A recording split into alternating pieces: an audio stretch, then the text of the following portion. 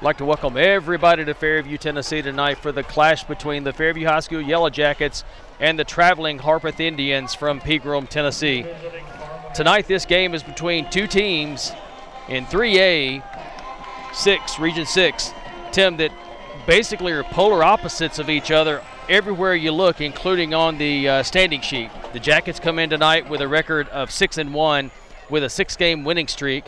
Harpeth comes into the game with a record of 1-6, and the only win they've had was their last game that they played, beating Stewart County in Dover with a score of 28-7. The Jackets have a big advantage tonight based on momentum coming into the game, and a bigger squad, more talented squad from a speed perspective and a skill position perspective. This game tonight should be a really good opportunity for the Jackets to get out and prepare for their next clash with a team they're going to play up against. That's Ravenwood next week. Not saying it's a give me by no means, but the Jackets on paper look like they should do well tonight. Well, I always say, Kevin, you got to play it on the field to make sure you're going to win the ball game.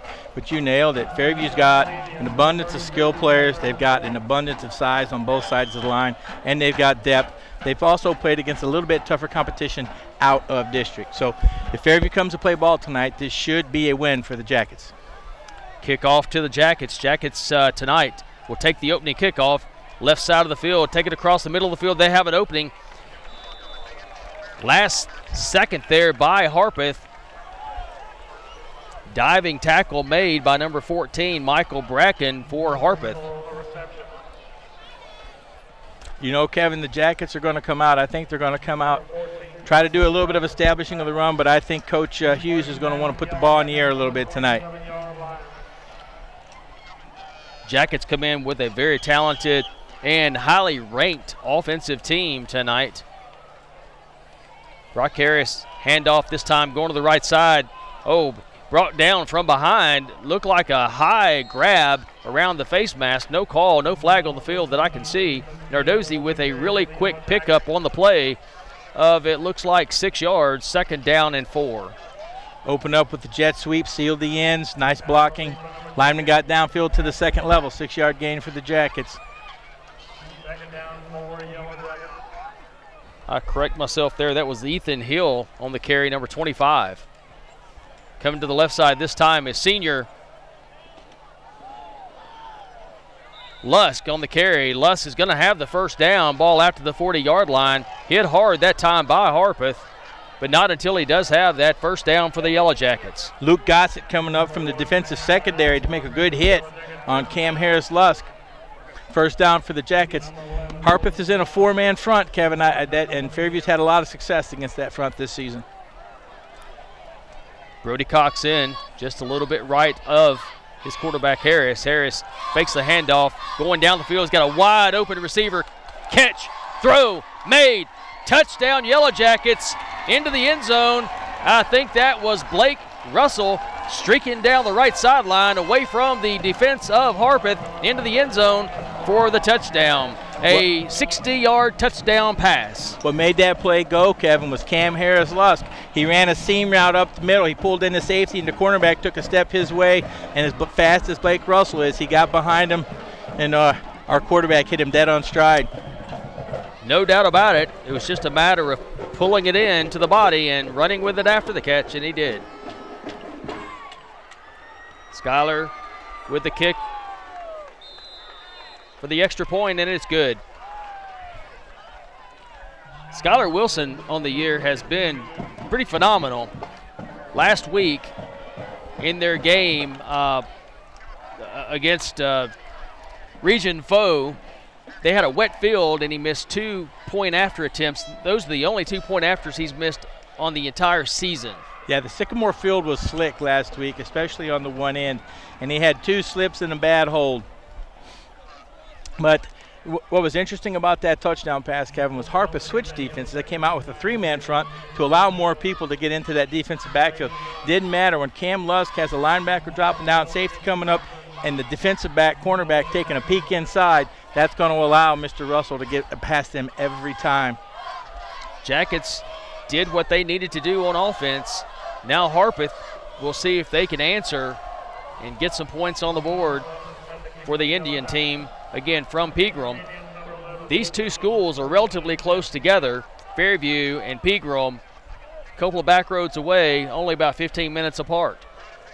For many years, it was a pretty tough local kind of, I don't know if you would call it one of those rivalry games, but it was just below a rivalry game because they're just down the road 6 miles. Yeah, Harpeth had sent several players at one point playing in the SEC.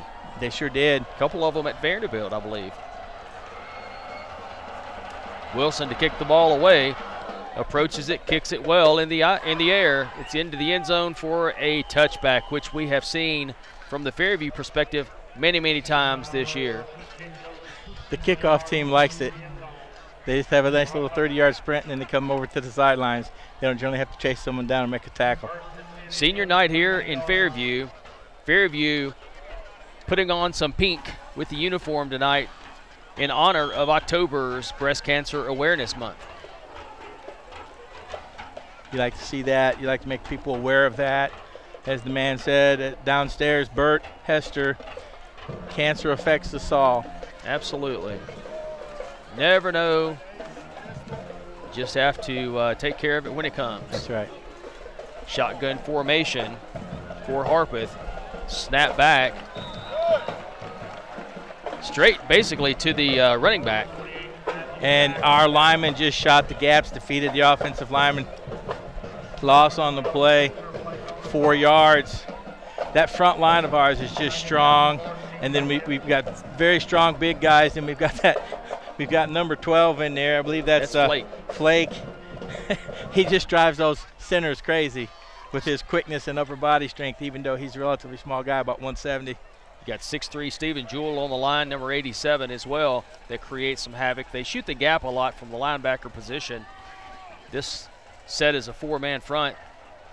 Handoff this time to the right side. Going to pick up a yard or two on the play, bringing up a 3rd down and more than what they started with.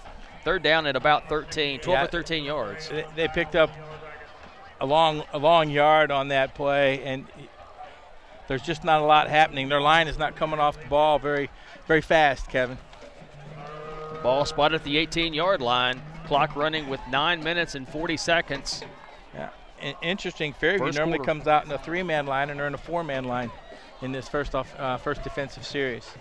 2 receivers in the set. One split out to the left side on the wide side of the field. Power looking to the left side of the field. Pass thrown, and it's knocked down at the last minute by the Jackets, number 21, and that's going to be Kyle King on the defensive play. That pass was almost brought in for the 1st down. I thought for a second it was a 1st down for the Indians. Yeah, we had a size differential. Harpeth's man was bigger, but our guy, Kyle, he was Mr. King. He was getting up there doing all that fighting and scratching. He was able to pull that ball loose. Kyle King, he's a sophomore. Only listed at 5'7" on the sheet. Back to take the punt is number 1 for the Yellow Jackets, Cam Harris-Lusk. He's had a phenomenal season with 21 touchdowns on the year. Good spiral kick away. Call for the fair catch, and it's brought in on the Indian side of the field, though, where the Jackets will take over at the 42-yard line. 1st down and 10, their 2nd offensive possession after a 3-and-out defensive stand for the Williamson County Fairview High School Yellow Jackets. It'll be interesting to see what kind of offensive play calling we have on this series, Kevin, because we all know that Coach Hughes on the defensive side, when he's on the other side of the 50, he gets very aggressive. Kevin Anderson and Tim French calling the game with WCTV, Channel 3. Handout this time to the right side of the field. It's going to be a quick hit, 8 yards on the play, pulled back by the Indians. But again, not until there's going to be a quick 8 yards. 2nd down and 2. Clevenger with an outstanding block on the backside, number 74 on that play, Kevin. Harris goes under center, I formation. Lusk in motion, taps him on the butt. Handoff, faked, pulled around. Lusk gets it, breaks the tackle in the backfield. Good blocking on the initial opportunity. But again, another first down, Yellow Jackets. Yeah, Harpeth Indians had an opportunity to get a hit on Cam in the backfield, number 85. I believe, I don't have his number here. I guess it might have been 88, Aaron McKnight. He had a chance to put a hit on Cam, and as Cam does to a lot of people, he made him miss. Colby Matthews, 85, and 88 would be Aaron McWright. Yeah, I don't have them on my. I got a special sheet. I need the expanded roster. There you go. We'll share. Again, Yellow Jackets on a 6-game winning streak. Offensively, they've been extremely successful on the year. This time, a quarterback read keeps up the middle of the field. It's going to be another big gain for the Yellow Jackets, just shy of a first down, 9 yards on the play. Offensive line for Fairview is opening up some sizable holes, Kevin. Running backs are going to like tonight because they're not taking a lot of hits behind the line of scrimmage. Read option that time. Picks up 9. Harris back, looking to the right side. Pass thrown, pass caught. Lusk with it across the center of the field. That's Harris. Or is that Blake Russell, I'm sorry, sir. on the catch. Ball down to the 10-yard line. I should know that by now. You know, if you saw again that play, the effect that Cam Harris-Lusk has, he went out, turned around, brought the linebacker to him, brought the cornerback up. Russell came in for that little, I guess you call it a wheel route, pass to him. A lot of yardage, first down. First down, 10, Yellow Jackets. Ball spotted at the 10-yard line. First down goal, actually. Up under center again. Lusk in motion, gets it. Cuts up center of the field, makes a spin move down toward the goal line. Tries to dive in. It's going to be a couple of yards shy. Second down and goal. Looks like they may spot him at the 1.5-yard line. Nice cut by Lusk. He sees that hole opening up in the middle. Plants that left foot and goes. Well, as we talked about in the opening, Tim, the Yellow Jackets, if they come out and play their game, on paper they should have the advantage. As we've started this game tonight, it looks like they may, but we've also seen other teams come in here and take a lead and not able to sustain it, and Fairview's come back to win the game. The Jackets this time go back to the right side of the field into the end zone for the touchdown. Lusk makes Number the catch. 1, Lusk. Didn't really get hit until he was in the end zone. Jackets having their way with the Indians early on. 2 more touchdown passes in the early going tonight. Not even 6 minutes into the game. 5 minutes and 16 seconds to be exact into the game. And the Jackets have seen Harris thrown 2 quick touchdowns. Kick up and away again by Wilson. Skylar Wilson, true and through. Point after is good. Started a new streak.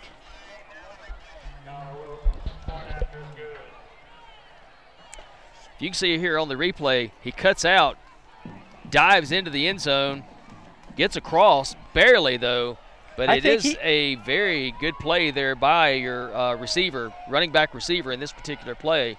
Catches at the 5-yard line, looks, kind of holds the ball like a loaf of bread there. That's not a good idea. And like he was going to pass it, but you can't do that. Right, right. I saw that in a game recently. Didn't work out well for the team that had the double pass. But I did learn something. But you got to throw the ball behind the line of scrimmage. First one's got to be a lateral. Actually did learn something in that particular play. If you have 2 passes and you're still behind the original line of scrimmage, it's a penalty marked off from the original line of scrimmage of 5 yards. That's correct. Isn't that crazy? Because if you're down the field, that's a lot bigger penalty than if you're still behind the line of scrimmage. I don't know that I was fully aware of that at that point in time. Wilson to kick off. First kickoff into the end zone. This one is headed that way as well. It's going to go across the goal line into the end zone for the touchback, out to the 20-yard line. Wilson again, strong this year on the kickoffs. We've seen only a few times from the Fairview play call perspective, or from the play-by-play perspective, into the wind nights, wet nights where he's not able to approach it. He's had a really good year kicking the football. He sure has. One of the things I've noticed about the Harpeth Indians teams, Kevin, is, number 5 is their guy. And all the stats, everything you see about them, he is their guy. And he's kind of limping around out there a little bit, and I see he's got a big wrap on his leg. Be interesting to see how he does. Matter of fact, you've already got their backup quarterback in now, number 12, Dakota DeLong, it looks like. Actually, number 11, Gossett, in to play quarterback. And number 5, the quarterback, Sloan, was out at wide receiver. Little bit of change of pace there by the Indians. He is got a definite limp. 6 yards. 6 yards on the play. Pass out to the Indians, number 33. Brought down by a slew of the Jackets, but the initial contact by number 51. And then number 9, I believe that's Connor Parsons with the initial contact to bring him down.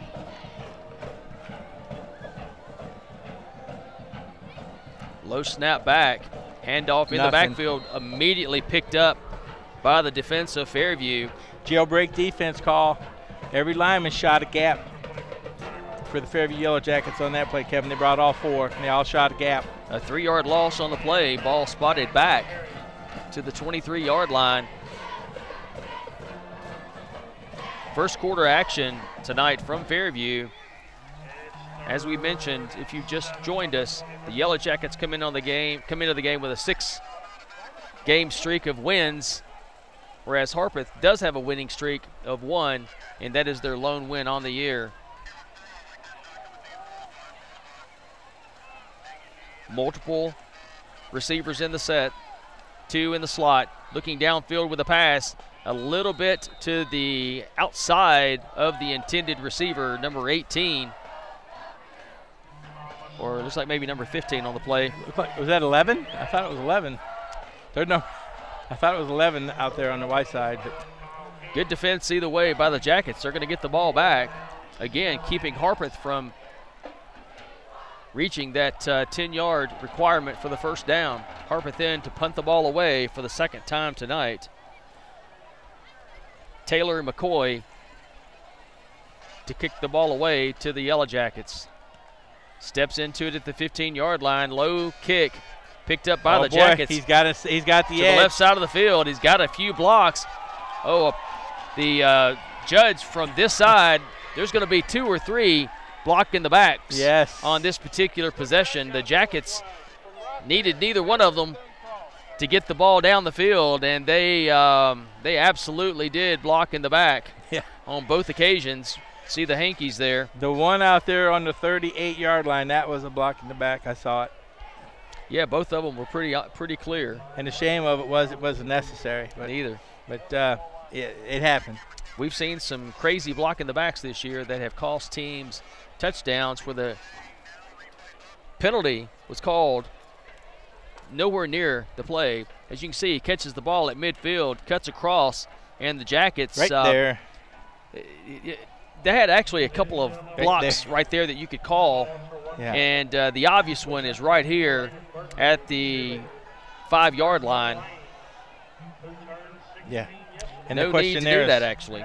The question is why up here none of these were needed. Cam Harris-Lusk was already outside. And as we've talked about, we don't like to mention the numbers in high school here.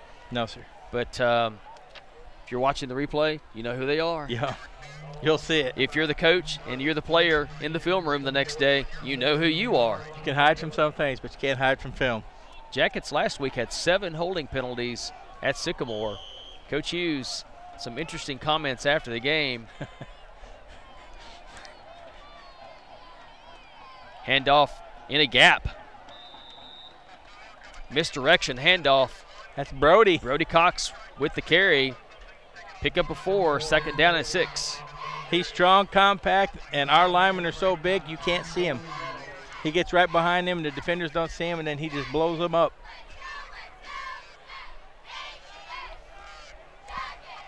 Harpeth back in that 4-man line. Jet sweep, set type style offense. Actually, they're standing back up in a 3. Yes, they are. Pass out to the left side. A little misdirection here to try to get the power set defense to the left side of the field from the defensive perspective. Come back to the left side on the offensive perspective. Pick up the first down.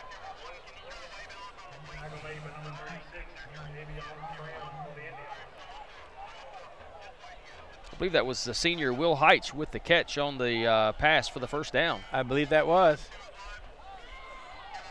Number 82, is that right? Senior to senior. Brock Harris to Heitch.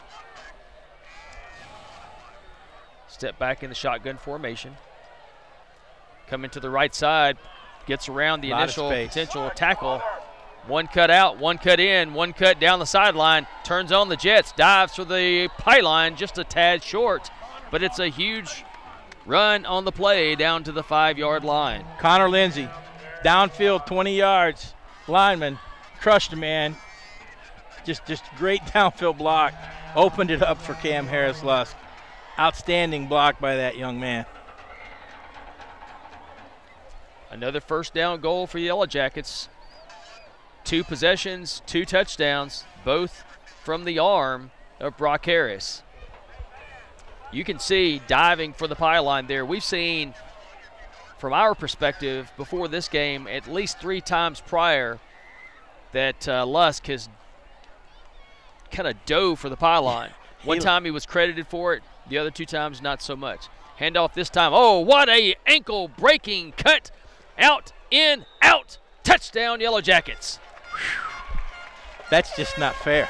The defender right there just made an appointment for the doctor. Couldn't get there. Ankle's a little swollen after that play. Touchdown, Yellow Jackets. Yeah, you watch that play, and he just froze the defender and then exploded outside for the touchdown. Skylar Wilson in for the point after.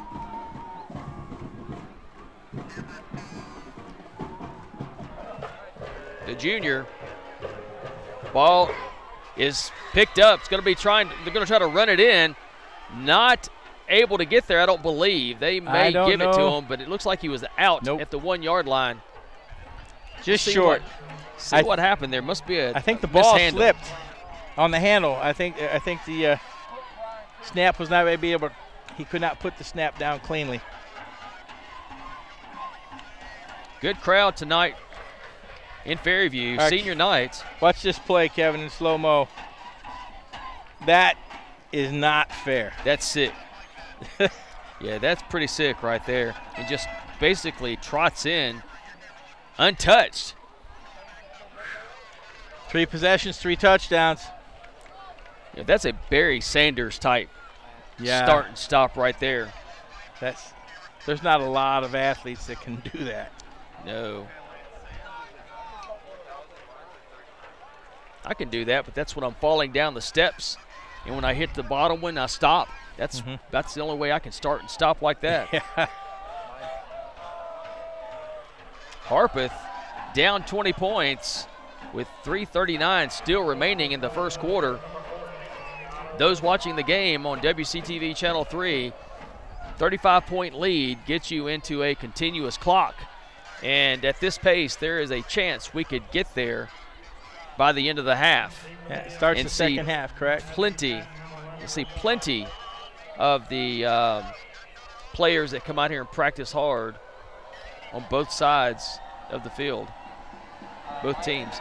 Small squad by Harpeth, though. Really surprised. This one doesn't go into the end zone. Picked up. Got a little bit of a seam. Puts his head down. Hit by the Jackets at the 22-yard line. Looked like it was Brody Cox. Yeah, I think Brody Cox had the initial solid hit. He's not just an awesome fullback. He can do kickoff coverage. Special teams, key for every team in this great game of football. Ball at the 24-yard line. First down 10, Harpeth. Their 3rd opportunity on offense here in the first quarter. And I can't tell, but I believe they're resting Anakin King tonight, Kevin. I haven't seen him out there. 3 receivers to the right side. 1 to the left side. Jackets in the backfield. No chance. Fairview defensive line is just pinning their ears back, Kevin. They are. They're just pinning their ears back. They're expecting more. It looks like they're expecting their scouting has showed them that Harpeth likes to keep it between the tackles because that's where they're shooting the gaps. They're shooting the gaps, protecting the tackles, going right up the middle, and they're just shutting everything down right now. Luke Pape back there, number 81 for the Yellow Jackets. With the tackle behind the line of scrimmage. A loss of 1, 2nd down and 11 for Harpeth.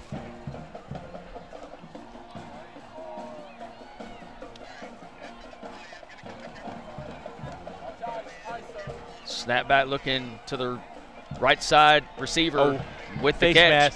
Face mask on the play is going to add 15 to that play. Good catch by Harpeth, number 8, for the first down. Actually going to be a first down by penalty. But Alex Tapia. They've got a size advantage on their wide receivers compared to our DBs, Kevin. So if they can get it out to them, get that ball up in the air and make them 50-50, they could win a few.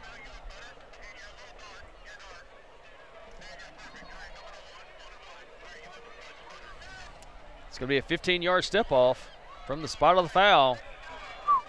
30-yard line out to the 45-yard line, where Harpeth will have it first down and 10, nearing midfield. That's about as close as you can get without getting over, isn't it?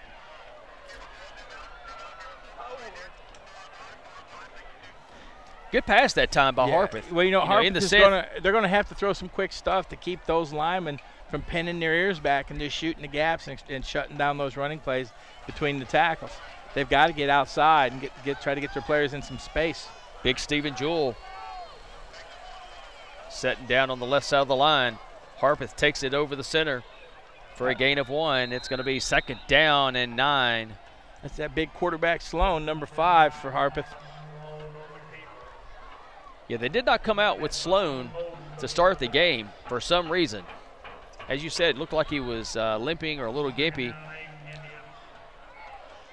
Yeah, and he's got a big wrap on that. I think it's his left leg, and it looks like it's gone all the way up to his knee, so he may have a little soreness in there.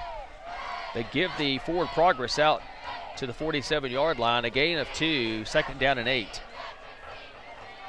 Again, I'd like to welcome everybody to the broadcast tonight between Fairview High School Yellow Jackets and the Harpeth Indians.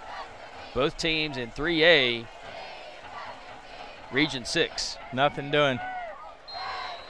Loss of 1 unless they give forward progress back out to the line of scrimmage, and it looks like they may. No gain on the play. Fairview's linemen, their linebackers, are within 2 yards of the line of scrimmage. They are not expecting any passes behind them. There's no drop, there's no check. They are jamming the line. Harpeth is going to have to get the ball outside or run a slant behind them, or maybe even if they can buy enough time, one of these side slip screens. Harpeth also using as much time in the play clock as possible. 3rd down and 8. In motion, toss sweep, almost picked up by the Jackets. Tackle for a huge loss of 6 yards on the play. Jackets almost caught that toss. Young Mr. Flake, he almost had the lateral. He almost got that pitch, and he'd have been off to the barn. Chris Hughes, coach of the Fairview High School Yellow Jackets, as we have seen, has come into this program when it was not at the highest point by no means, and has stepped in and made this a program to be respected in all fronts. Snap back is low, picked up on the first bounce. Jackets catch it.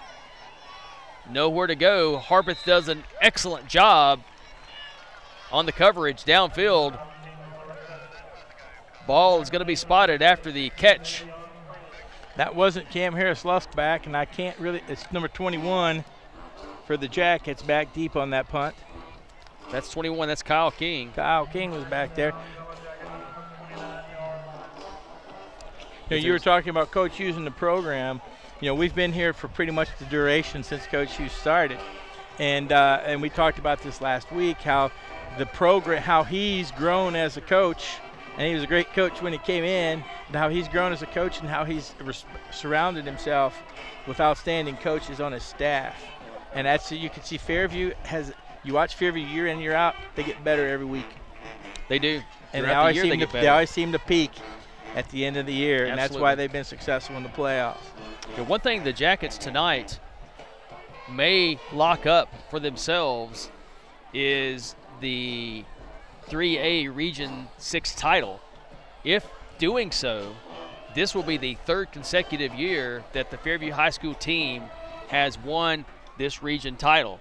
That's never been done before at Fairview High School. No. Whether it was in districts, whether it was in regions, however the separation is made by looking at the layouts of the way TSSAA does it.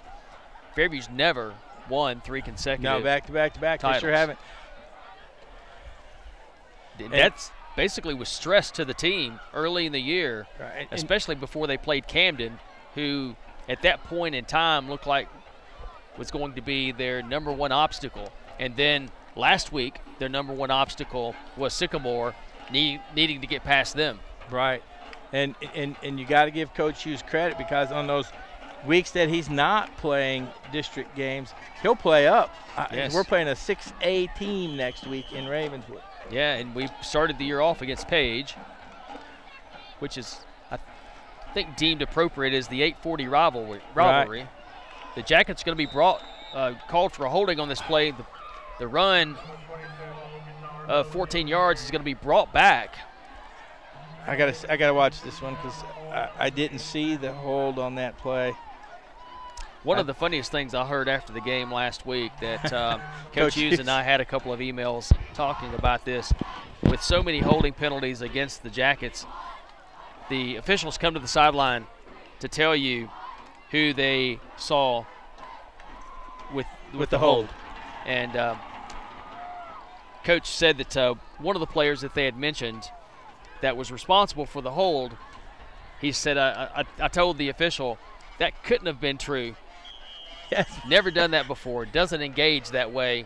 And matter of fact, if he did engage that way when I watched the film, I'm giving him a helmet sticker. Yes. I want him to be that aggressive all game. And that was toward the end of the game. That's going to be a running play. It's a lateral back to #1, Lusk. Lusk with the spin move. He's going to pick up all the yards lost. Bringing up a 2nd down, still and long, back to the original line of scrimmage, if not a gain of a yard from the original line of scrimmage. So on that play, a pickup of 10. Well, we've seen this before. Where were we when we had a 2nd and 38? Was that Sycamore last week? That was Sycamore last week. So, and we got it. So they have a way of getting the yardage when they need it. Very creative play to get it, too. Mm-hmm. Multiple receivers in the set, one back in the set. That back in motion is Lusk. Looking to the right side. Russell. Blake Russell with the catch. Oh, boy. He's got the speed. We know the speed he has. If he can get past this one defender, and he cannot, pushed out of bounds to keep him from taking it. Luke Gossett did all he could. He even took an angle to make a hit, and he still ended up having to push him from behind to get him out of bounds. Russell can pick him up and put him down. This Jacket team, as we have seen all year, has got some outstanding speed at the skill positions. That would have been a 69-yard conversion. Knocked out of bounds at the 18-yard line. Good pursuit that time by number 11, Luke Gossett, who we have seen all over the field for Harpeth tonight, including at the quarterback spot. Cox in the set at fullback, pass out to the left side, and not brought in that time. It's going to bring up a 2nd down and 10 on the incomplete pass. He saw the end zone, and he took his eye off the ball. He smelled it, Kevin, and he saw it. He just didn't take care of business. That may have been one you wanted earplugs in as well as the receiver, because you hear the footsteps. I don't know if he heard that or if he saw that there was a gap if he caught that ball and he was gone. Very possible either way. Would not surprise me to see them go back to that side of the field, faking the inside route, going to the post. Looking down the field to the other side. He's looking for Lusk. Nothing there. Pass thrown at the feet just to get away from taking a loss on the play. 2nd down turns into 3rd down and 10. This Harpeth team is definitely – they are not going to give Lusk anything easy. He was jammed by the defensive end. He was blocked by the linebacker. By the time he broke free, Harris didn't have enough time. 20-0. The Jackets lead. 10:39 remaining in the first half of action.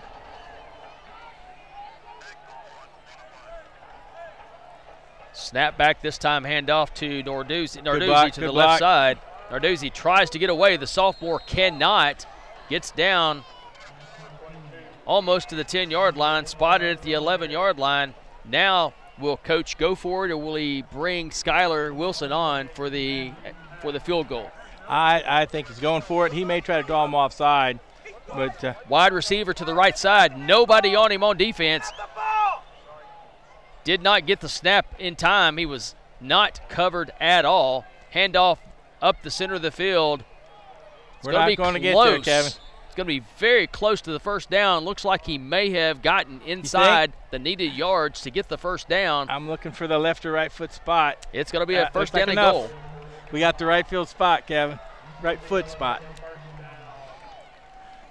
Yeah, that's one of those. If you're at the quarterback spot, first thing when you come to the line, you have to quickly look to see if you have a receiver uncovered. Same thing on a punt formation. If you go back to punt the ball away and you see that anybody on the edge that's going to go down and make the play defensively at that point on special teams, if they're not covered, you've got to check out of it and go for that home run play. The right side of the field, not able to dive into the end zone, is going to come up a couple of yards shy. Second down and goal at the 2-yard line.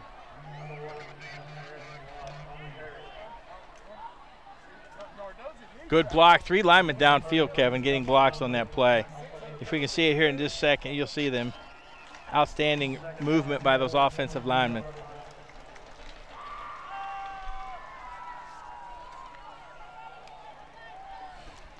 Jackets trying to reward themselves with the 4th touchdown of the night. Shotgun formation. Fakes the handoff, toss into the end zone, touchdown, easy. No doubt about that one. Into the end zone for the Jackets. I would call that a slant, but it looked more like a drag, like a drag across the goal line. It was a drag route. I agree with you on that. And it also looked like the quarterback had a read option on that where his lineman stayed home to give him the ability to throw it if he liked his ability there. Yeah. A lot of read options, it's a run or handoff play. That one looked like it had an extra layer in that formula. The handoff, RPO, as we call it. Yes, handoff, keep, or throw. Touchdown Jackets, and either way you look at it. Going for 2. Big Miller in the line. Over 315 pounds, gets the handoff, and basically walks into the end zone for the 2-point conversion. Jackets on top, 28-0. Harpeth, I believe, looked into the backfield that time and said, I see someone that's bigger than me by about 100 pounds. And you see that train coming at you, you make the choice, get out of the way.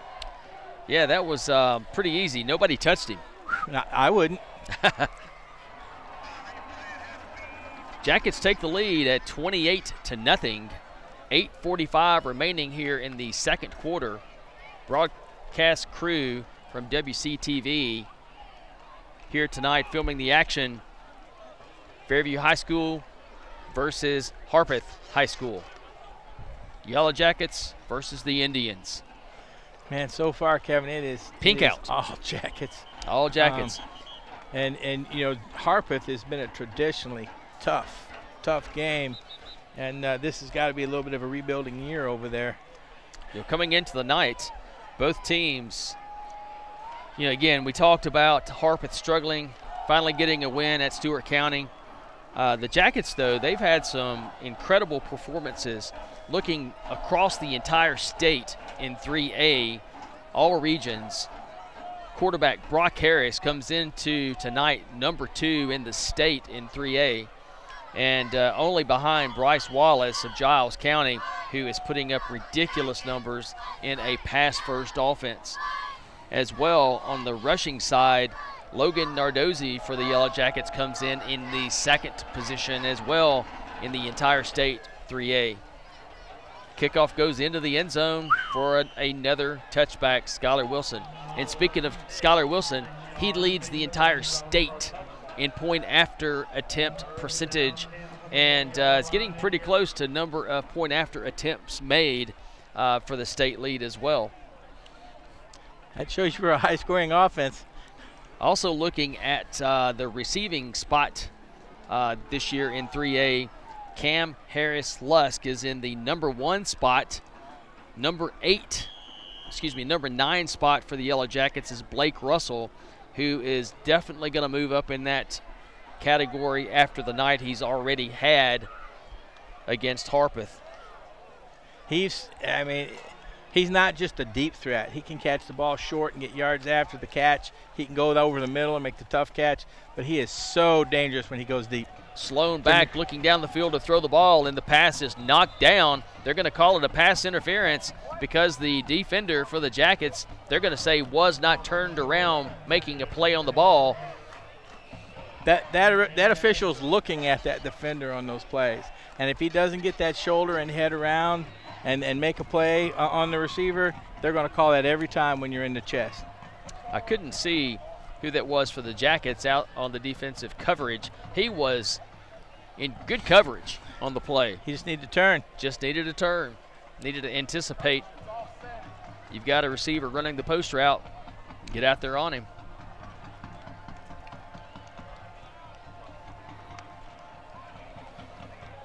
Pass interference will be stepped off.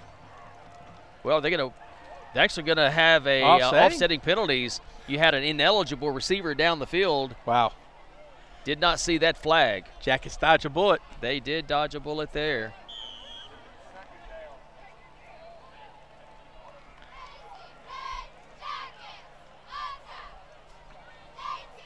Is it still second down on the play? Or that's what they're showing.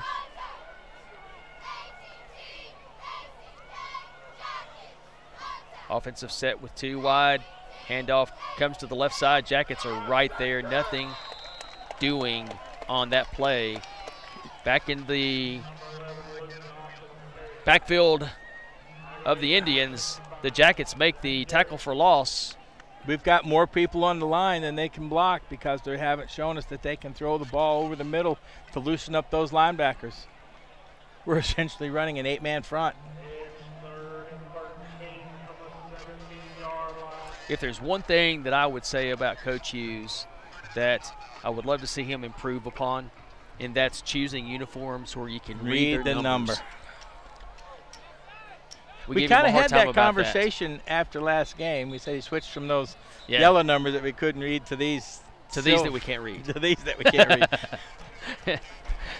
Ones look like 2s. Yeah, well, when 2s look like 3s. Well, when we ride off into the sunset, maybe the younger eyes will be able to read them. We've tried binoculars. We've tried X-ray glasses. We've pretty much tried everything. And those numbers are still elusive. To Harpeth's credit, though, number 5 looks like number 5. Sloan, easily determined, not only just because of his spot on the field, but because of the number you can see on the uniform. That's right. Third down, 18 for Harpeth, 7:52, clock wound back in.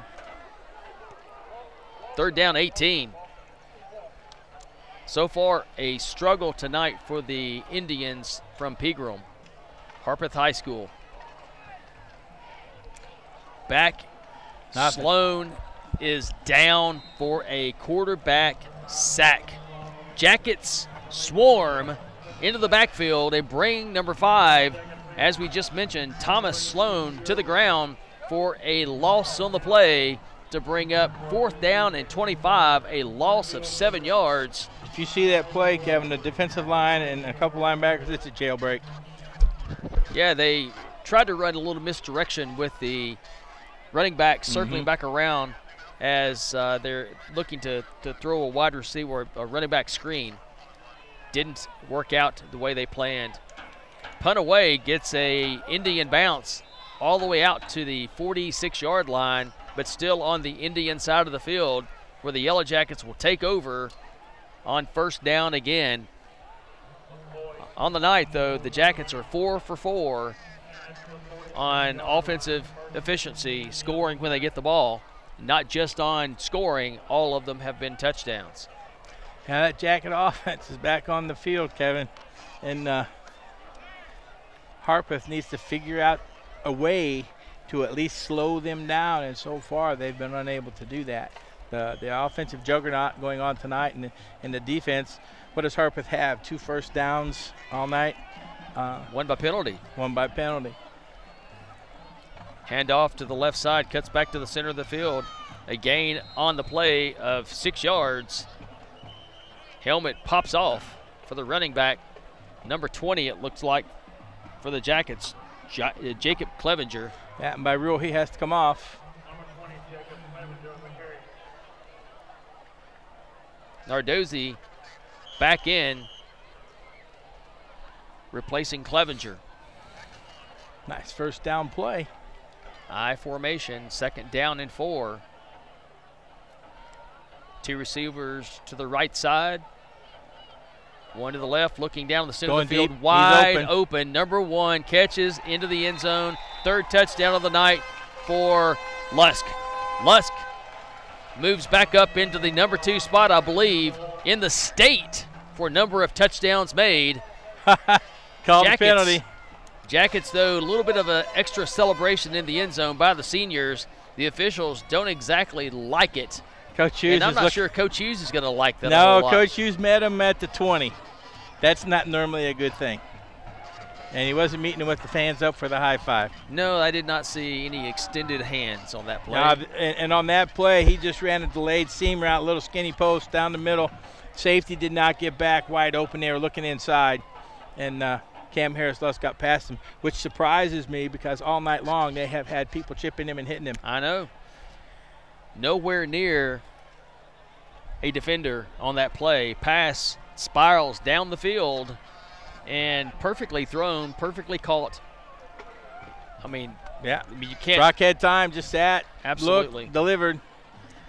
No pressure on the night at all defensively against the Jackets.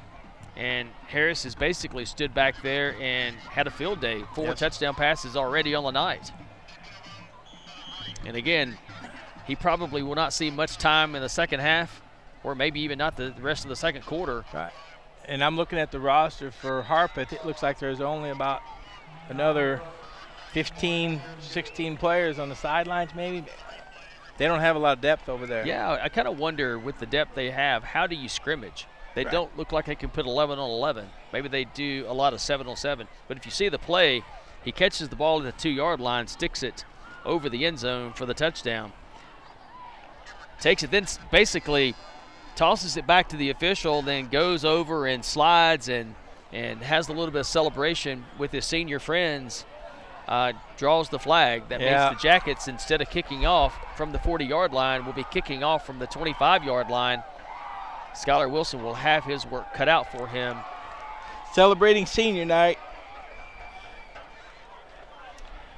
Well, Coach Hughes is not going to be real appreciative of that, but well, several of the games what the young man was doing. He was celebrating senior night.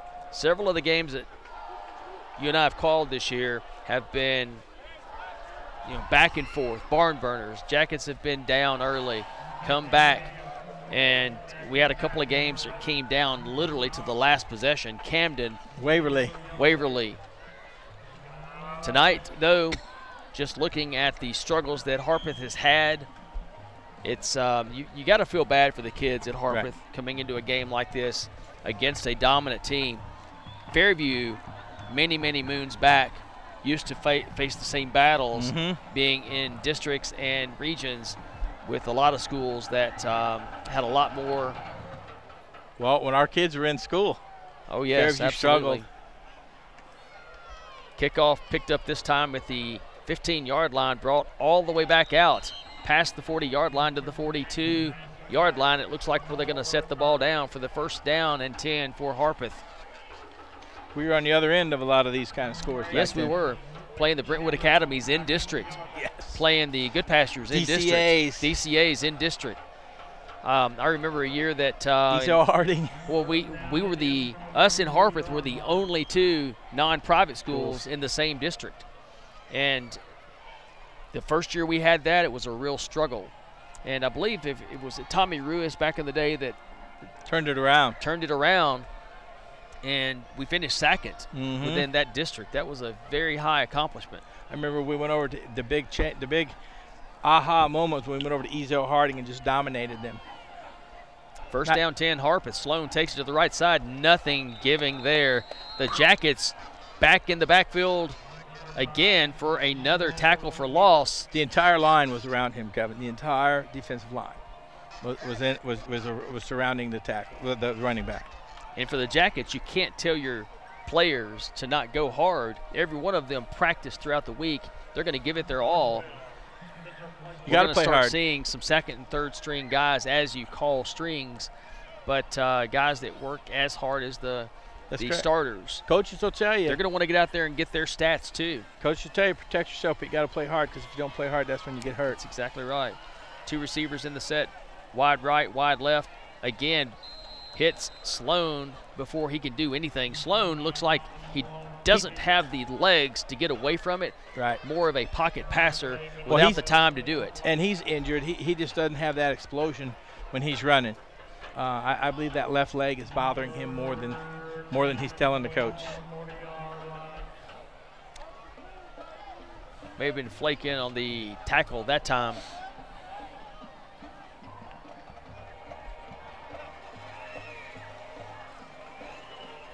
Watch the Fairview linebackers, inside linebackers on this play.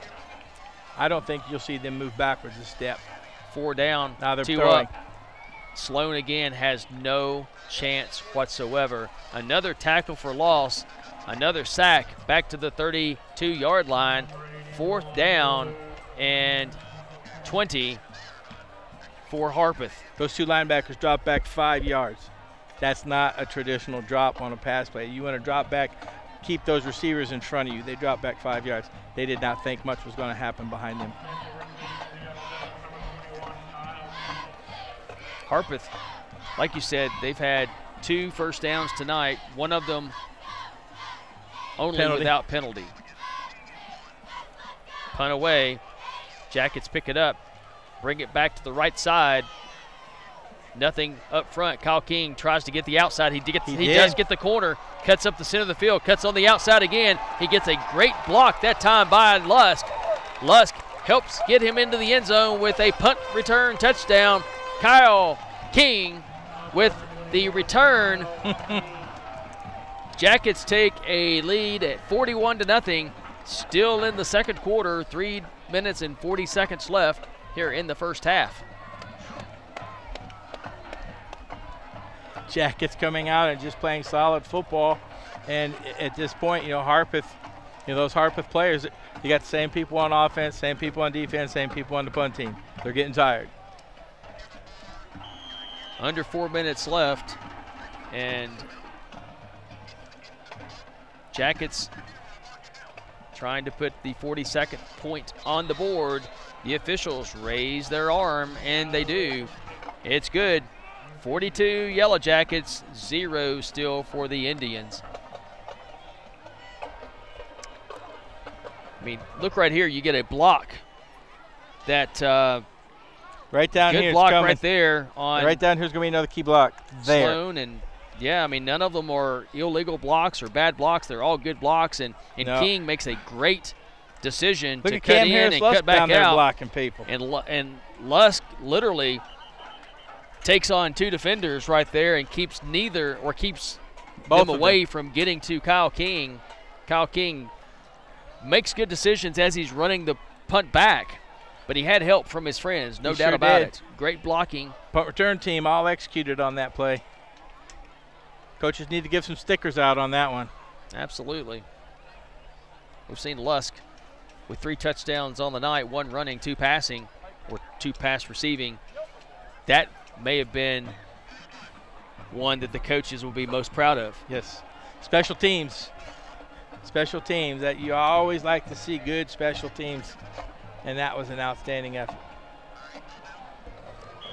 3:40 left here in the first half. As we started the night talking about what this game could be, looking at just season-to-date statistics, we thought this could be a ugly-looking game, and so far, ugly is definitely where we're at. Picked up at the 1 yard line, back to the right side, across the middle of the field, out to the 32, 33 yard line. First down 10 for Harpeth. Logan Parsons came down there, had a collision with a Harpeth Indian, got up off it, came back in, was in on the tackle. You like to see that kind of hustle on the kickoff team. Good hustle that time by number 11, Luke Gossett for Harpeth. Mm-hmm.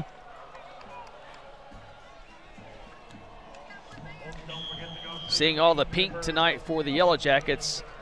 Fairview is a black and gold color school. Pink tonight for cancer awareness for the month of October. Also senior night for Fairview, the last scheduled home game, honoring all seniors from all sports in the center of the field before the game started. Snap back this time goes a little wide, picked up, pass thrown, pass made, but it's going to be a loss on the play of 5 yards, so completed pass. Yeah, they've now swapped Luke Gossett and Sloan. Sloan is now out at wide receiver, and Gossett's playing quarterback.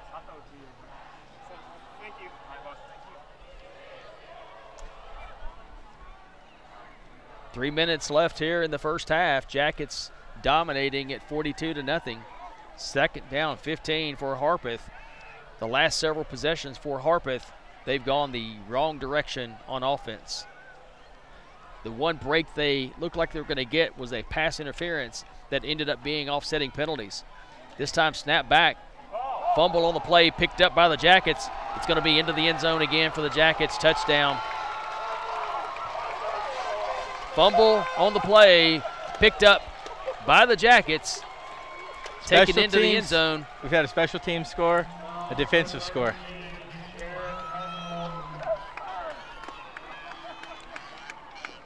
Jared Hudlow with the fumble recovery, picks it up off of the ground.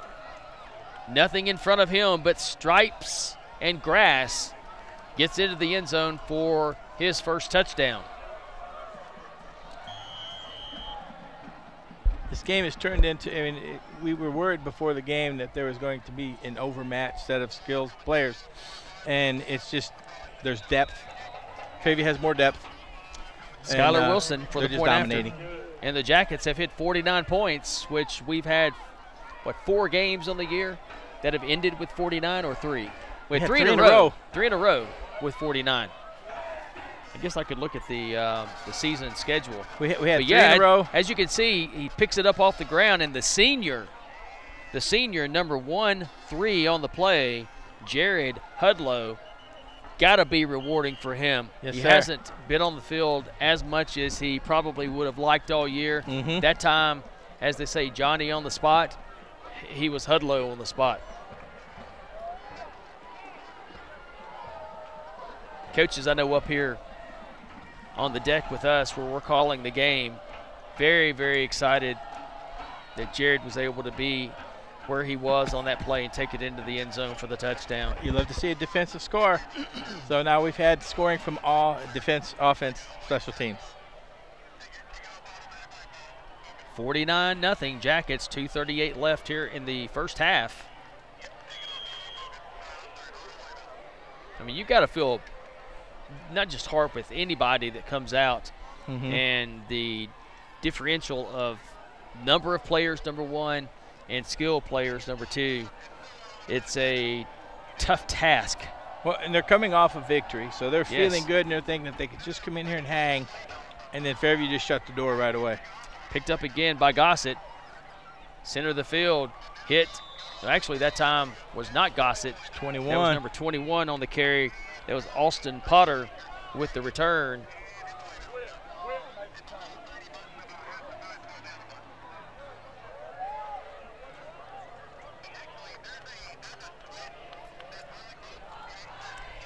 Didn't see on the tackle that time who that was for the Jackets on the special teams play.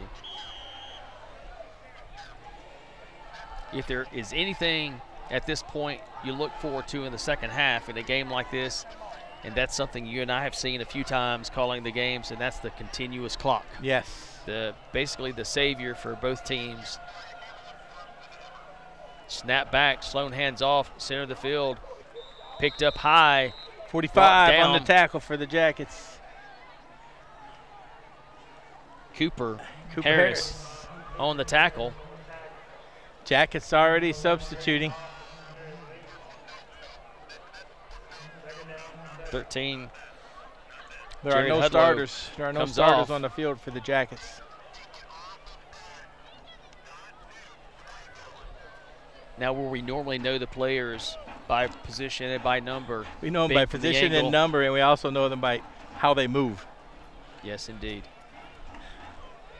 2nd down 8 for Harpeth. Snap straight back, picked up by the quarterback, and just basically falls forward for a gain of a yard on the play. Yeah, if you're watching Sloan, Kevin, see, he's limping. He's got no lateral get on his legs. That's why he's running straight ahead. Oh, absolutely. And he hasn't planted on his left foot yet. So he's out there gutting it out, and you've got to admire a young player like that. Kevin Anderson, Tim French on the call tonight. Working with WCTV Channel 3, the crew for WCTV, Lance West, Michael Hutchison, Jack Johnson, Austin Davenport, Dayton Edwards, and Sam Colvett. Right side of the line, a little bit of a trickery play there. Going to come up a little shy of the first down. Possibly a first down based on the spot, and they do give Harpeth their 2nd first down. Offensive first down of the half. Yeah, it was probably a good yard shy. The officials put forth the extra yard needed for the first down. I'm okay with that. First down, Harpeth. Statistically, coach is probably not real happy about that. Tall sweep out to the right side. Jackets right there again after a yard gain. A big hit by the Yellow Jackets. Again, looked like number 45 on the play. Good technique. Blocks up the middle, finds the play, runs down the line to make the tackle. That's how you teach it, Kevin. Good coaching by the Jackets coaching staff. Freshman Cooper Harris, again, good tackle on the play, nothing going, and that's going to end the first half. Jackets lead, dominating 49-0. Harpeth, I'm not sure they even crossed midfield. I know they got to the 45-yard line, 46-yard line once or twice, but every time they got there, the Jackets pushed them back. Yeah, they got close on the face mask. That was about it. That's correct. But like you said, second half, we're going to get to see a lot of young Jacket players, and we're going to have a running clock. Yes, we will. That's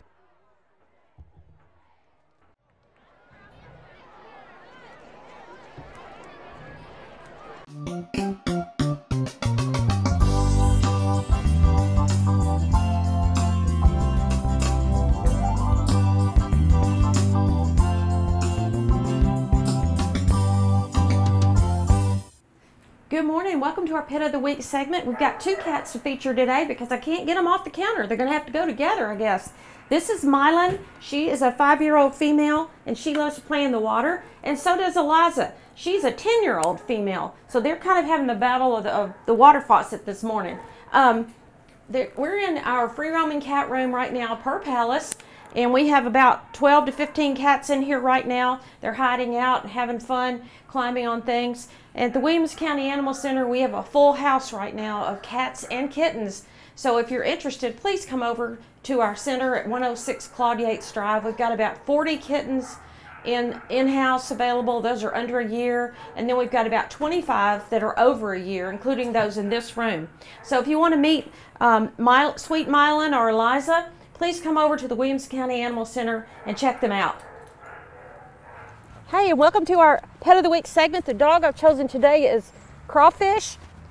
He's real active and vocal, and he's a 6-month-old Beagle mix, but he loves to lick your face too.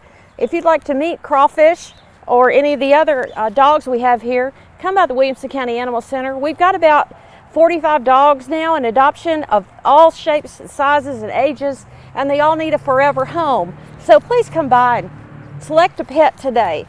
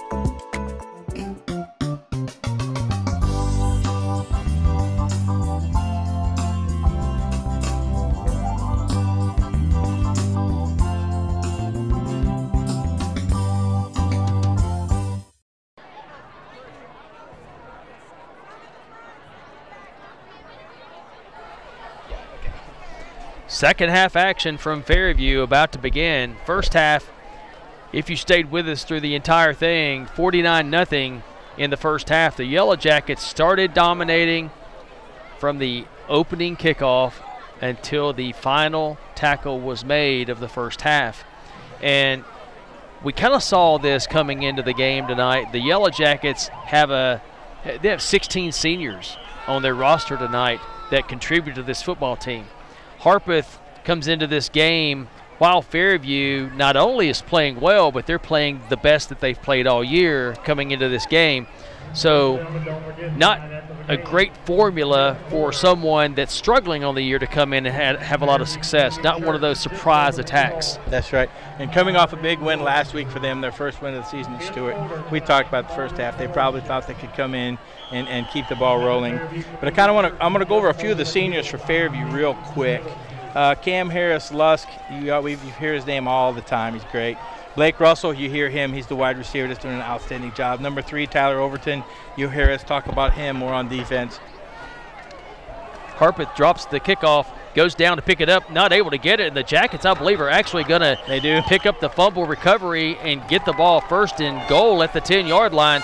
So to start the second half, Harpeth, right out of the gate, has one of those negative plays. And Dylan Jewell with the recovery. Great job by hustling down to make that play. But you got to feel bad for Harpeth right here. Jackets have scored on 5 offensive opportunities. They've also scored on a punt return touchdown and a defensive fumble pickup and recovery and taken into the end zone by the senior Hudlow. New quarterback in the game, handoff going to the right side. Opening is there to get some yardage, but there is a flag on the play. Holding call is going to be against the Yellow Jackets at the 10-yard line. It's going to move it back to the 20-yard line where it's first and goal there. With new quarterback in the game for the Jackets, it's number 7, Anakin King, who we've seen all year long dominating from the defensive side of the football. Plays an outstanding defensive end. He's done some great job at linebacker for the Jackets this year. Jackets are in with their JV squad on offense. I believe the starting units for Fairview, their night is over. First down goal, ball just inside the 20-yard line. Handoff going to the left side. King has it, who brought the punt return back for the touchdown earlier. Hit, brought down at the 18-yard line. Good defensive play that time for only a 3-yard gain by the Yellow Jackets. Kyle King looked like initially there was a seam to get into the end zone, or not get into the end zone, but get the ball down inside the 15-yard line and maybe some more yardage. But the defensive unit collapsed on top of him and stopped that play. The offensive line didn't get into the second level and seal that off. 2 receivers in the set to the right, 1 slot to the left. Handoff looks to go up the center of the field, but fumbled by the Yellow Jackets that time. Anakin was under center. Not a good exchange, quarterback to the center combination there. Ball hits the ground. Pushed back out to the 20-yard line where it's going to be now 3rd down. They're going to spot it at the 21. 3rd down and goal from the 21-yard line. You nailed that, Kevin. Not a good exchange at all. Anakin was off balance when he was going to hand off that, and I think the offensive player was too close. The Yellow Jackets with the ball after the opening kickoff was handled at the 2-yard line, but it handled poorly.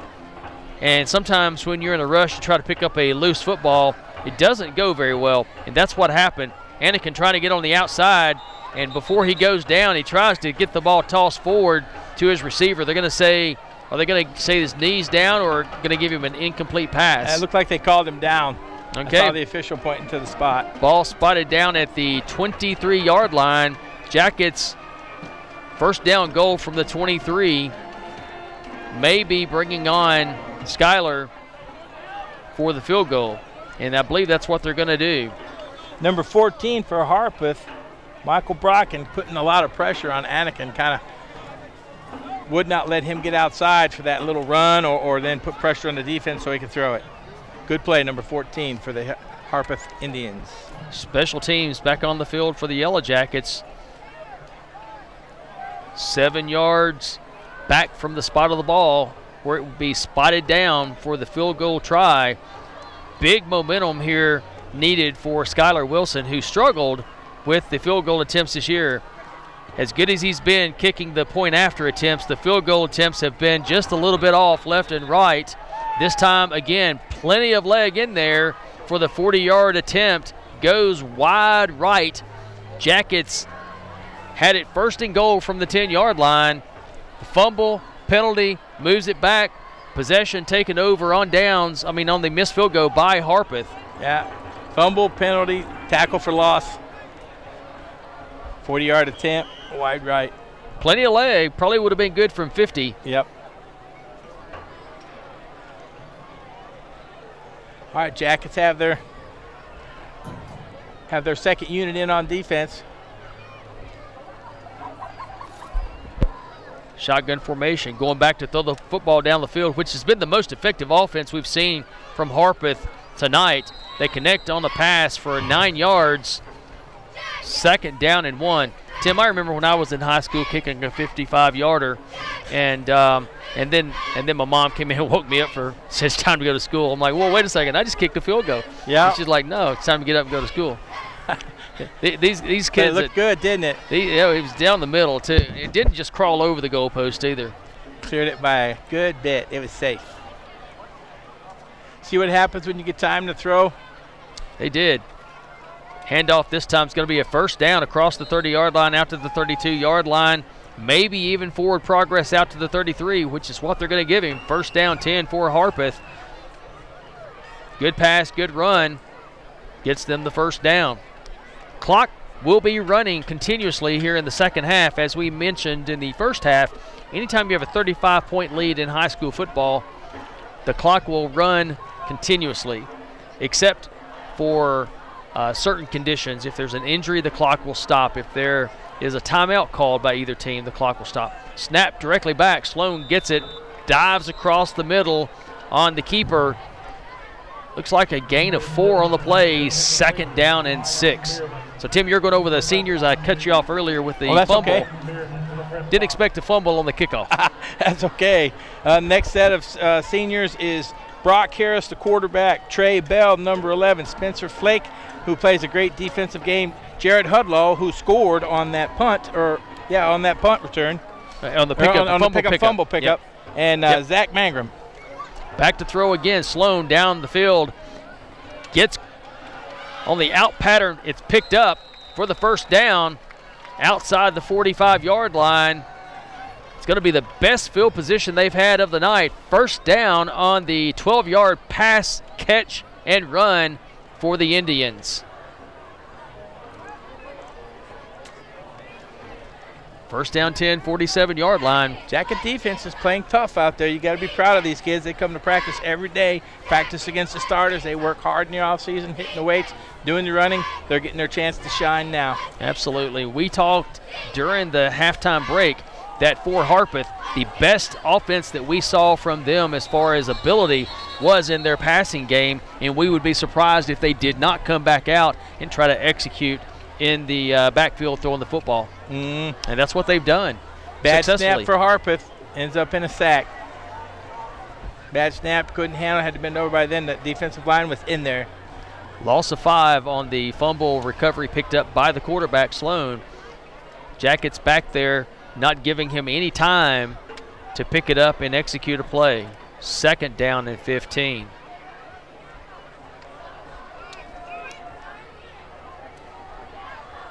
(49-0) Fairview. Kevin Anderson, Tim French on the play call tonight. Pass down the field. It's going to be a diving try. Not just a try, it's a catch. What a catch by Harpeth, number 11 on the play. Joe just dives for it, and Luke Gossett brings it in for the 1st down on the passing catch. But there's a flag on the field. We'll see who that is against. Decent coverage by the defensive back for Fairview. Outstanding effort by number 33 for Harpeth, Justin Utley. You know, the officials wave off the flag, so the play will stand.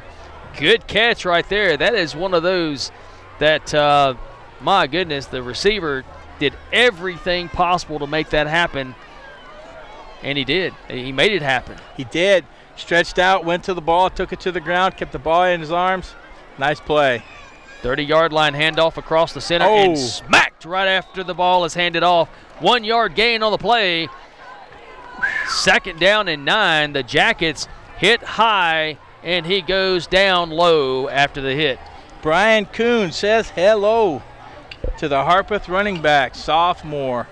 He's going to be around for a couple years. That's going to be a load to put up with for those teams for 2 more years, Kevin. That's going to be one of those nice film session congratulations right there.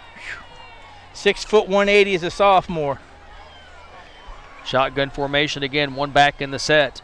All receivers to the left side, power to the left side. Sloan keeps it going to the right side, trying to shift where the power is and move the defensive around to take advantage of some open territory that he does pick up 4 yards on the play. 3rd down 5. Ball at the 25. But you can tell he's hurt, Kevin. He doesn't have that explosive first step. Again, pink on the field. You see it on the 20-yard line, 50-yard line, outlining the F. Ribbons in the end zone.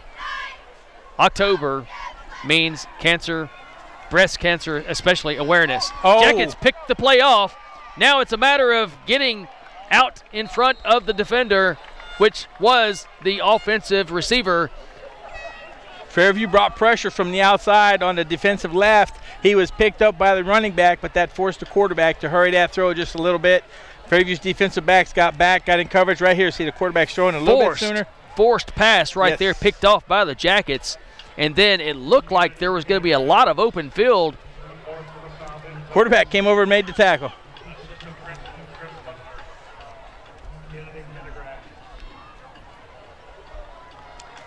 Looked like it was Hunter Hughes on the interception. Was that correct, 34? Yes, sir, and he's got the ball right now. Hunter with the carry around left end. We'll see where they spot him out of bounds or down. Looks like they're going to be putting the foot on the 46-yard line. If that's the case, it's a gain of 6. Good blocking by that offensive line, Kevin. Did you see him getting out? They did. Well coached. Well coached. Getting good seam blocks right there on the edge. Staying in the shotgun formation. In motion. Handoff coming to the right side. Oh, what a good block on the edge. 1 man to beat. A flag on the play is going to bring it back wherever it stops. That's number 25. He's the senior. He's a track star for the Jackets. Ethan Hill with the carry. The senior looked like he had a lot of daylight there, but the officials want to throw the flag, and they do throw the flag based on the penalty they see. A holding call against the Yellow Jackets is going to bring this back. It's going to then bring up a 2nd down. Actually, where the flag is spotted, it's still going to be a 1st down. Ball should be at the 49-yard line when they spot it to start the 4th quarter of action. And Ethan Hill just happens to be the next senior I was going to mention. He is a speedster. This is his 1st year of football. Came out and Fairview uses him. They try to get him outside in space. We've seen that throughout the year. Oh, yeah. I remember several. And it is going to be a 1st down after they step it off by 1 yard. Yellow Jackets start the 4th quarter. Ball close to midfield on the 49-yard line. Harpeth Indians side of the field. 12 minutes remaining in the game. Jackets still lead 49-0, which was our halftime score. And I kind of want to go down some more seniors, Kevin. 51, Connor Parsons. We've seen him do an outstanding job at linebacker for the Jackets, but he also does a good job as a guard on that offensive line. Next is Nate Jackson, nose guard, 55. Tough as nails guy out there. Tackle, offense, does a great job blocking. DeCarlos Miller-Moore, we saw him. He got the extra point on that 2-point conversion. He's an earth mover out there. And on defense, he's a two-gapper. Takes up 2 gaps with his outstanding defense. A 2-gapper or a 2 basket of biscuits? Both. Okay, just want to make sure. Yeah, number 68, Hiller Gray, number 12. He plays center and defensive end, and he's going to be an outstanding. I'll be honest, I am too on the biscuits. I'm a 2 basket of biscuits. Me too. Back to throw the ball to the left side. Receiver open. Ball caught. It's going to be a 1st down, Yellow Jackets. Trying to see the number that made that catch. Of 16, Kevin. Thank you for figuring that out. Zach Mangrum on the catch. another senior, 5'10".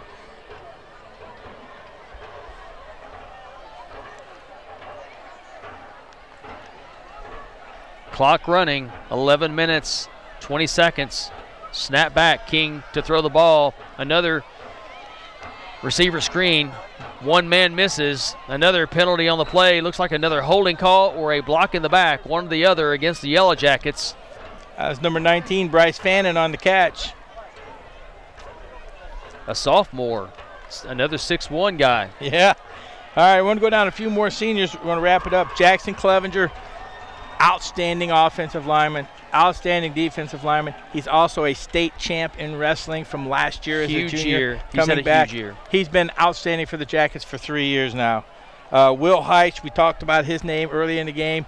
Great wide receiver for the Jackets, done an outstanding job. And Stephen Jewell, defensive end extraordinaire. He is a monster. He has been a clogger on the defensive line this year. Yeah, he's outstanding ball player. He's allowed a lot of the opportunity for Parsons to shoot the gap. That's right. Not only Parsons, but King to shoot the gap on defense all year because they're worried about blocking Stephen. Handoff this time to the right side. A hole is there. Gets around the end. A gain of, let's see, it's going to be a gain of about 6 on the play. Is that 20? I can't read the number. Is that 28? I don't have. Yeah, 28. Marcus Poole, freshman.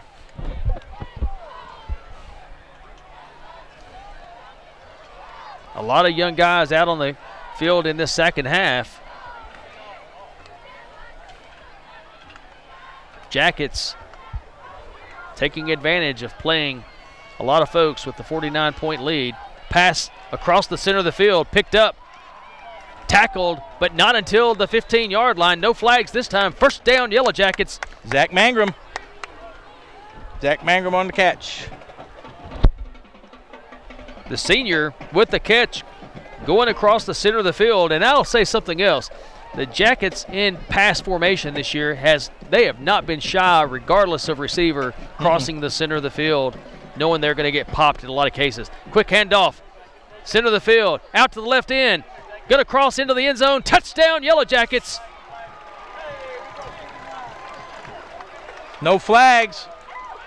This will stand. The Jackets move into the 5 territory of 55 points, that is. Again, just want to verify the number here because the 8s and the 0s look a lot alike. Boy.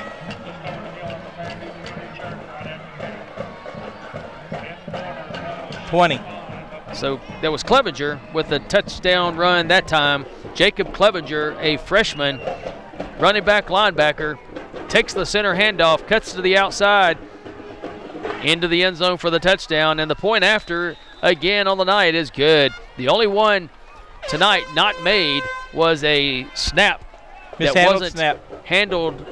Everything didn't click properly. And they tried to pick it up and run it in unsuccessfully. And then the next time they scored, they did get the 2 points to get back on the 7s. Yeah, they ran DeCarlos Miller more. Untouched into the end zone, that's right, by the way. 8 minutes remaining in the ball game. Counting down.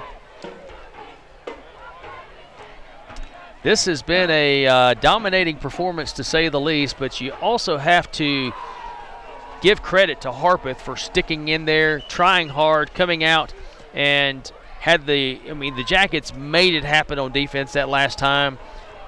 Good rush from the edge, put the pressure on quarterback number 5, Sloan. Gets it away quickly to keep from being sacked. But when you do that, we all know what happens. You throw it in an area you don't need to. That's right. Jackets picked it off, run it back, and then, like you said, Sloan makes the tackle. And, yep, turnovers to touchdowns. That's our motto. That's exactly what I was going to ask you, if you remember touchdowns from the turnover. Ball is going to be kicked off again from the 40-yard line. Clock still running as we are in continuous clock mode. Under 7 minutes left here in the ball game. Fairview, Tennessee tonight. Really blessed to have WCTV Channel 3 here with us for the ball game. Picked up at the 8-yard line, cuts across the right side, brought down at the 25-yard line by a swarm of Jackets, which would make logical sense to have a swarm of Jackets. Swarm of Jackets on the tackle. They're going to set the ball down just shy, and there is another flag on the field. We'll see what the flag is for. Somewhat clean game until recent. Holding is going to be against the Jackets defense that time. And one thing we were curious about earlier on some of the stoppages, does the clock continue? It does. The clock is running. And I do believe, like you said during the halftime discussion, timeouts and injury maybe you're the only two. 5 minutes, 45 seconds before the next play clock starts. They blow it in at 5:43. That Jackets continuing to substitute. Sloan going back to throw. 2 receivers in the left side set. Pass a little high. His receiver goes up and pulls it in. And it looked like that may have been Gossett that went up for the catch, but we'll see. Yes, it was. Here he comes back, number 11. Number 11 is Gossett. Luke Gossett. He's a junior, that is. He's a running back and free safety. Second down, 3. Pass across the center of the field, and the Jackets looked like they may have picked off another pass. They did. They did. Threw into double coverage, Kevin. Interception, Yellow Jackets. I didn't see the number on the interception that time. Maybe we'll have the replay for that one to see. I thought it was 27, but even with the replay, with the, again, trying to decipher the numbers. Pass across the center of the field. 34. And definitely goes up. Makes a good interception that time. That's Hunter Hughes. Didn't he get the last one? He did. I believe that's his second interception of the night. Thanks to that instant replay. Love it. Again, these coaches do a great job here at Fairview. All right, the Fairview team, they've come out. I believe this is almost all freshmen on the field. It's going to be a timeout, Yellow Jackets. And the clock is stopped with the timeout. Well, not all freshmen. We'll come to freshmen and sophomores, Kevin. We've got on the field. And, you know, let's give the crew here tonight from WCTV a lot of props. Great job.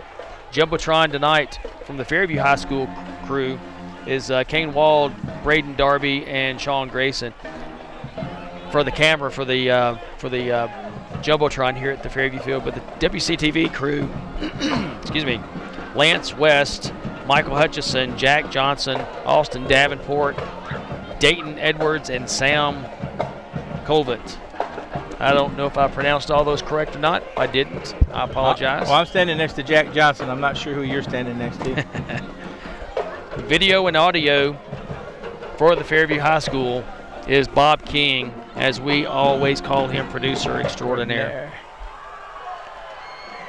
Handoff to the right side of the line. It's going to be a gain of 5. The Jackets take the handoff and just power for the 5 yards. Fairview's quarterback now is number 4, freshman Sean Nave.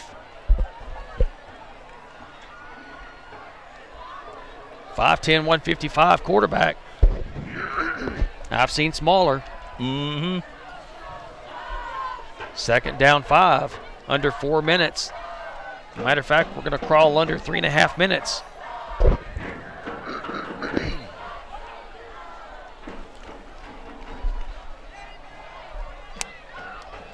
Second down 5. 29 trying to get the edge. Sam Johnson, freshman running back.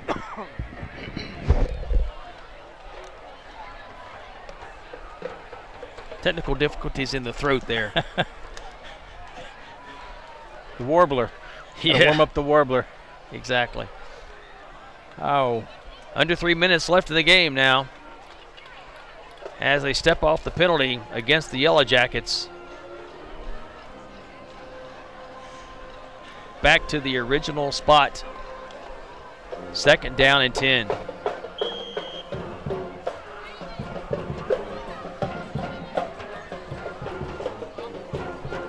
"55 points were scored. The last point after made it 56 for the Yellow Jackets, and the Indians for Harpeth have yet to score tonight. Pass this time out to the left side goes a little bit high, incomplete. Pass intended. I don't really know who it's intended for. Young Sean Nave was welcome to high school football. He took a hit after that throw, Kevin. Yeah, he did. It's like, welcome to the varsity game. 3rd down 10, Jackets. Ball spotted on their side of the field at the 44-yard line. Under 2 minutes. Senior night here, Fairview, Tennessee. Also, Cancer Awareness Night, pink everywhere. Always keep cancer survivors and cancer folks in your thoughts and your prayers. Handoff to the right side of the line. It's going to be a gain of 2. 4th down and 8. Jackets will probably run one more play. I doubt they're going to punt it here, which would probably put us one more snap by Harpeth to reach the end of the game tonight. 56-0, Yellow Jackets dominating this game. Again, we just wish Harpeth all the best wishes and hope that their season turns out better than what they've had tonight. It's been a long night of endurance for them, and those kids, just like Fairview kids and all the other ones in high school, they work hard during practice. In their weight training, everything they do, you know, so you don't want anything negative to happen. The Jackets actually going to pick up a 1st down based on the spot. They're going to move it back, not give him the 1st down, but his forward progress when he was hit was all the way to the 45-yard line. They're going to say he is short, I believe, and it's going to be a turnover on downs. 1st down for Harpeth. I believe 30 seconds. Just ran hard straight ahead. He had it. Yeah, I think he actually had it, but the line judge didn't have a good angle on that. Right. Not his fault. One more play for Harpeth tonight, and that's going to be the ball game. The Jackets with a lot of folks out on the field, and we're going to have a flag for participation. No, illegal procedure. Illegal motion. And actually probably could have called it illegal participation, illegal substitution, whatever you wanted to call that time. No more snaps. This ball game is in the books. The Yellow Jackets win 56-0. Stars of the night, 4 touchdown passes from starting quarterback Brock Harris. 3 touchdowns tonight by Lusk. Cam Harris Lusk with those 3 touchdowns is going to put him statistically up toward the top, and again, not going to catch Wallace from Giles County, but definitely the 4 touchdown passes is going to keep, statistically wise, is going to keep Harris at the top of the heap in 3A. I'm going with the Fairview football team. We had offensive touchdowns, we had defensive touchdown, we had a special team touchdown, and kudos to the entire team and their coaches. Yep, and to the Harpeth folks. Harpeth brought a lot of people with them tonight on a 56-0 game. They had great crowd support. Fairview, great crowd support. Again, we appreciate the folks from the WCTV for driving to Fairview for the ball game tonight, and we hope to see them again soon. That'll be the last of the night from here. 56-0 Fairview over the Harpeth Indians. Thank you, WCTV.